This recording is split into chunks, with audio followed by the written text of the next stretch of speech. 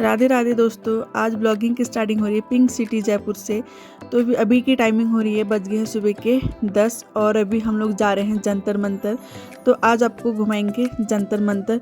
तो फिर अभी हम लोग चलते हैं सीधे जंतर मंतर की ओर। अभी हम लोग सबसे पहले जाएंगे पेट पूजा करने के लिए। तो अभी टाइमिंग हो गई है 10, तो हमने नाश्ता भी नहीं किया है।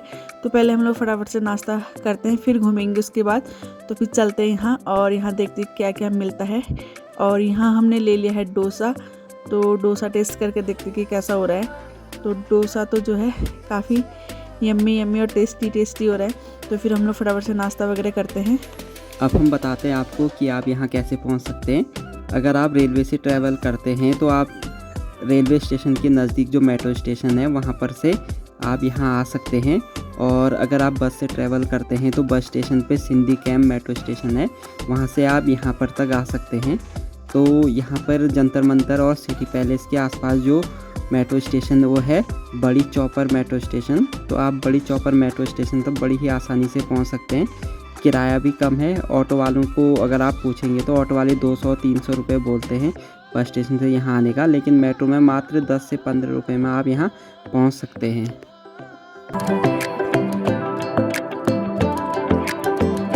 अब हम लोग जा रहे हैं जंतर मंतर और यहाँ से मेन गेट है अंदर जाने वाला जंतर मंतर को। तो ये है जंतर मंतर का गेट अंदर जाने वाला। तो सामने दिख रहा होगा आपको, यहाँ से सीधे जाएंगे जंतर मंतर की ओर। यहाँ पे को देख सकते हैं कबूतर, और यहाँ पर ये दाने चुग रहे हैं मस्त तरीके से, और कितने प्यारे लग रहे हैं, काफी सुंदर लग रहे हैं कबूतर।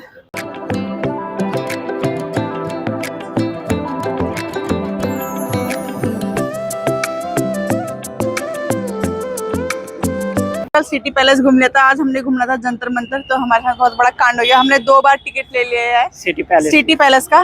तो अभी हमने सिटी पैलेस का टिकट जो है कैंसिल करा दिया, क्योंकि सिटी पैलेस और जंतर मंतर दोनों आमने सामने है, तो हमको कंफ्यूजन हो गया। तो अभी हमने वाला टिकट वापस करा दिया है और यहाँ पे कोई जंतर मंतर आपको दिखाते हैं, आप ऐसी गलती ना करें। उन्होंने पैसे भी वापस दे दिए हमें। पैसे वापस भी कर दिए हैं।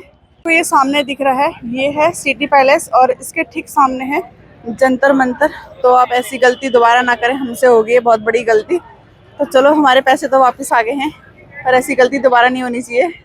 और क्योंकि हमको कंफ्यूजन हो गया था जंतर मंतर और सिटी पैलेस में, इस वजह से कंफ्यूजन हो गया। क्योंकि हम पिछली बार जब हम परसों कल आए थे तो हम वहाँ से गए थे और आते टाइम यहाँ से आए थे, इसलिए हम रास्ते में कंफ्यूजन हो गए थे। ये है जंतर मंतर का मेन गेट, यहाँ से अंदर को जाएंगे अब मेन गेट के लिए। और यहाँ पर सामने लिखा भी है बोर्ड में जंतर मंतर।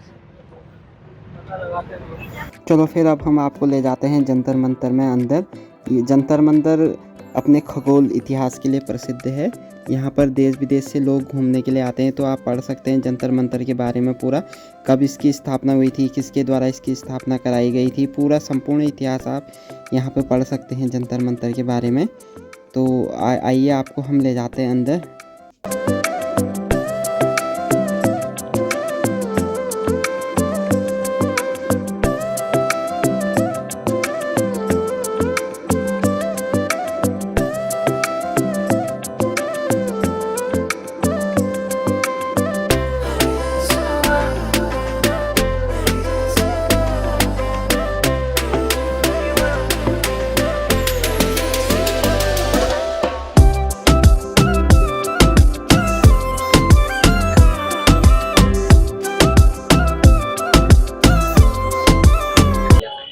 ये तुला राशि वालों का राशि चक्र है।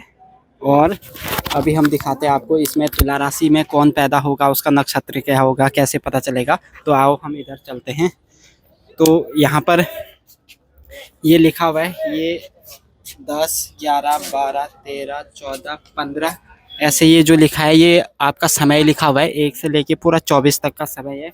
कुछ यहाँ लिखा हुआ है और कुछ यहाँ लिखा है इस साइड को। तो अब किस समय पर इधर अब जैसे 14 बजा है और यहाँ पे ये टाइम दिखा रखा है और इसका माइक्रो सेकेंड और मिनट ये है। तो यहाँ पर जैसे कोई बच्चा 14 बजे पैदा होता है तो उसका ये टाइम देखेंगे। और हम अभी जैसे तुला राशि में हैं तो हम यहाँ से सीधे ऊपर की ओर देखेंगे। तो वहाँ से ऊपर की ओर आकाशमंडल में देखने पर जो नक्षत्र उस टाइम दिखाई देगा तो उसका नक्षत्र वही होगा और उसकी राशि होगी तुला। इसको कैलकुलेट करने के लिए यहाँ पर ये अक्षांश देशांतर लिखा रखे हैं, लेकिन ये लोकल नहीं है, ये जयपुर के हैं, तो हमें इस हिसाब से इसको कैलकुलेट करना पड़ेगा। यहाँ पर ये आप देख सकते हैं पूरे 12 राशियों का यहाँ पर बना रखा है, और पूरे 12 राशियों का नामकरण यहीं पर से हो सकता है कि आप किस टाइम पैदा होते हैं, तो उसी हिसाब से आप पूरे 12 राशियों का नामकरण यहाँ से कर सकते हैं। तो इस आधार पर आप यहाँ पर कौन सा ग्रह किस नक्षत्र के साथ उस समय सामंजस्य स्थापित करता है, तो आप यहाँ पर से पूरा पता कर सकते हैं, और नामकरण पूरा आप एक तरीके से यहीं पर बैठ के कर सकते हैं। ये जो बड़ा सा ये दीवार जैसी लंबी दिख रही है, ये है बृहत सम्राट यंत्र। ये यंत्र एक धूप घड़ी है जो कि 2 सेकंड तक की एक्यूरेसी से काम करती है। इस यंत्र में जो ये आपको ये दीवार दिख रही है, ये परछाई इसके पूरब और इसके पश्चिम दिशा में जब परछाई जाती है तो उससे हम टाइम कैलकुलेट करते हैं। धूप घड़ी के समय को यांत्रिक समय में बदलने के लिए इसमें सबसे पहले 0 से 23 डिग्री के कोण को अंकित करना पड़ता है, और इस तरीके से हम ये जो कैलकुलेशन हो रखी है इसके हिसाब से हम टाइम कैलकुलेट करेंगे।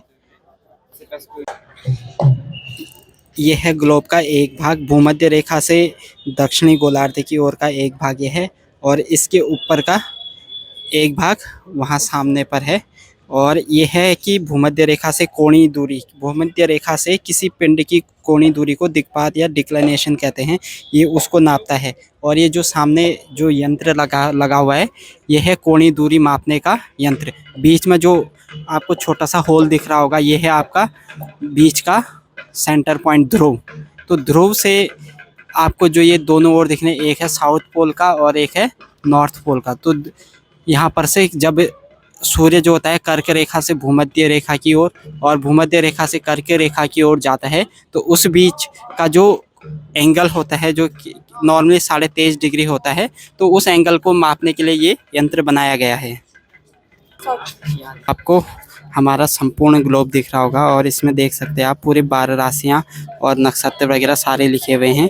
तो कौन राशि किस समय किस नक्षत्र में है और उसका एंगल कितना है, कोण कितना है, तो पूरा यहाँ पर बनाया गया है।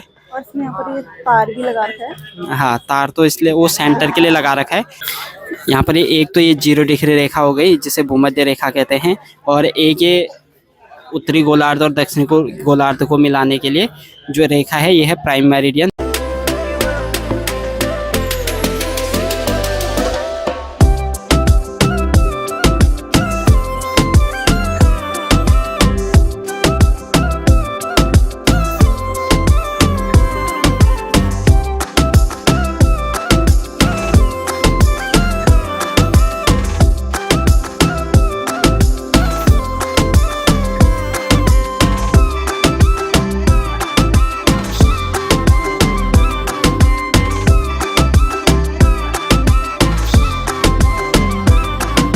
ये है राम यंत्र, और ये राम यंत्र भी यहाँ पर 2 बने हैं। एक प्रैक्टिकल यंत्र था और एक इसके ठीक सामने इधर की ओर बना है जो है ओरिजिनल राम यंत्र। तो ये हर चीज़ के यहाँ पर डबल में है, एक मॉडल के तौर पर था, एक ओरिजिनल है। इसमें दिखाते हैं अंदर क्या है। जो ये आपको ये खंबा जैसा दिख रहा है, ये जब ये है किसी चीज़ का कोण नापने के लिए राम यंत्र का प्रयोग होता है, वो एंगल मेजरमेंट या कोण नापने के लिए होता है। अभी धूप इसके ठीक सिरे पर है, तो जब धूप इसके सिरे से ठीक इस वाली दीवार के सिरे पर होती है, तो सिरे पर जब होती है तब इसका कोण होता है 0 डिग्री इसका कोण होता है। जब धीरे धीरे छाया इसके तल पर पहुंचती है तो इसका कोण 90 या 45, यहाँ पर 45 डिग्री हो जाता है। और ऐसे ऐसे घटते या फिर बढ़ते हम कह सकते हैं, वहाँ पर जब खंबे के वहाँ पे जाती है तब इसका कोण हो जाता है 90 डिग्री। एक तरीके से हम कह सकते हैं ये कोण नापने के लिए है। जब छाया सबसे ऊपर टॉप पे रहती है तो 0 डिग्री का कोण, जब यहाँ पे रहती है 45 डिग्री का कोण, और जब वहाँ पे रहती है तो 90 डिग्री का कोण बन जाता है।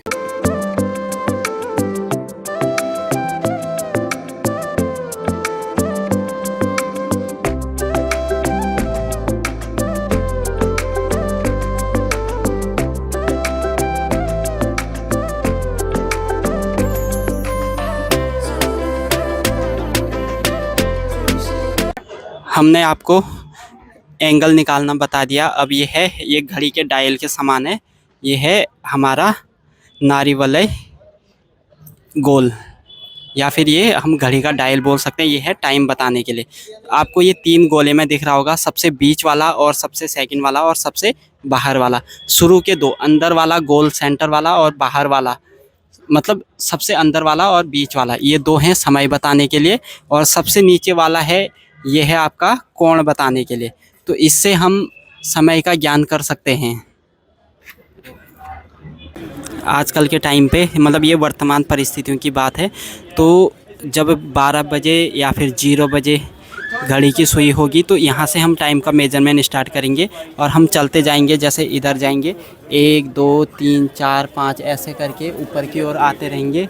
और ऐसे आते आते आते जब ये यहाँ पर गए सबसे ऊपर इस कोने में, अभी आपको यहाँ पे धूप दिख रही होगी, लगभग 3 बजने वाला है, तो धूप भी 3 के समान है। दिखाएंगे इस वाले कोने में है 3, तो अब हम यहाँ से दिखाएंगे। आ जाओ बुरी तरह। अब हम यहाँ से धूप दिखाएंगे आपको, इधर आओ। यहाँ से धूप दिखाएंगे तो धूप लगभग उसी के सामने इधर को है, तो लगभग 3 बजे के आसपास में इस टाइम छाया बन रही है। ये वाला यंत्र जो हम आपको दिखाने वाले हैं, ये है ध्रुव तारा देखने के लिए ध्रुवदर्शिका पट्टी का यंत्र। यहाँ पर एक मार्क बना हुआ है। ये यहाँ पर से हम अपनी चिन्ह रख के ठीक सामने देखेंगे तो यहाँ पर ध्रुव तारा दिखेगा। कुछ ऐसे हम यहाँ से देखेंगे तो हमारा ध्रुव तारा ठीक सामने की ओर यहाँ पर से आगे दिखेगा। तो काफ़ी अच्छा यंत्र बनाया हुआ है ये भी। ये है क्रांति वृत्त यंत्र। इसका जो निर्माण किया था वो अक्षांश रेखा और देशांतर रेखाओं को मापने के लिए किया था। तो यहाँ पर 5-5 कोणों की दूरी पर या 5-5 डिग्री की दूरी पर यहाँ पर रेखाएं बनी हुई हैं इसमें। तो यहाँ पर से हम पूरे अपने अक्षांश रेखाओं को और देशांतर रेखाओं को माप सकते हैं। ये जो हैंडल दिया है इससे हम पूरा ऐसे घुमाएंगे तो हमारा उतने अक्षांश और उतने देशांतर रेखाएं हमें मिल जाएंगी। यहाँ पर एंगल भी लिखा हुआ है, इधर दिखाओ। यहाँ पर जैसे 0 लिखा है तो 0 पे ये हैंडल है पकड़ने के लिए। इसको हम ऐसे घुमाते रहेंगे और हमें अक्षांश और देशांतर रेखाएं मिलती रहेंगी।